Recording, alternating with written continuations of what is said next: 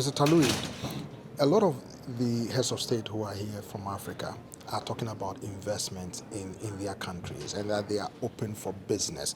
Talk to me about this summit and the anticipated investments that they are expecting to flow into their respective countries. Talk to me overall about Great. it. Well, first of all, it's wonderful to be here with you, and wonderful to be here particularly today at the U.S. Africa Business Forum, the purpose of which is really to bring together representatives of the U.S. government, of African governments, of U.S. business and Africa business to try to catalyze these connections and unleash some of the opportunity that you're mentioning. So the president announced a number of deals that were concluded during this business forum, but just as important is the connections that have been made.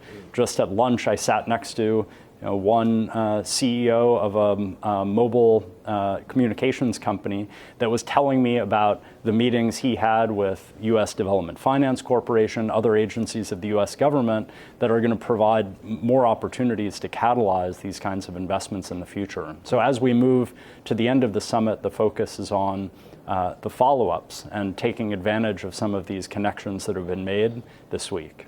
Talk to me about intellectual property, because I know there are some countries that have measures to prevent intellectual property theft, among other issues. How are you going to ensure that those who invest with their money, resources, whatever, their intellectual property is protected in those respective countries? One of the things that's been most inspiring this week is the opportunity to engage with Africa's youth and young people who have ideas for creating a better future. At the State Department, we hosted something we called the Innovators Gathering on Monday that included a pitch competition where various startup leaders gave their ideas for addressing various problems. The winner of that was a company called Healthbotics from Nigeria that was using technology to solve problems of access in the medical system.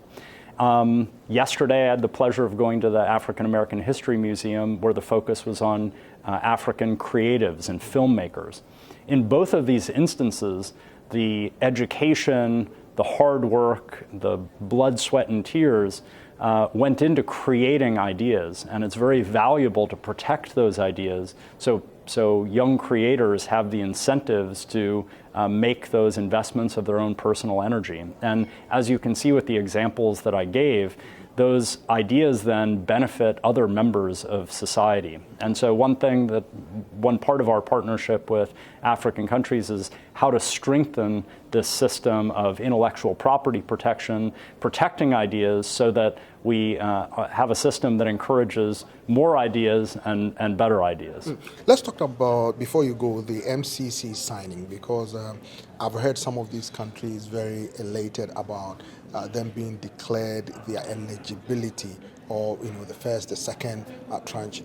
How is it going, and what do you see as the future of the cooperation between the U.S. and these African countries when it comes to the MCC signings? Well, this has been a very successful foreign assistance program of the United States government. I happened to be in the U.S. Treasury Department about 20 years ago when the MCC was initially proposed and launched.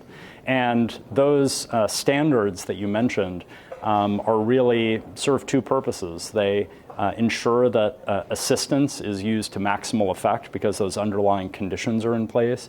And it also provides an incentive for countries to strengthen those systems in order to attract that development funding from the MCC. So we're very pleased to sign the compact here during the African Leaders Summit, which is going to be focused on transportation. And transportation is incredibly important as a way of connecting people to markets, connecting farmers to markets, connecting small businesses to markets. So we're very proud of that program, and it continues to have a lot of potential to create ladders of opportunity on the continent.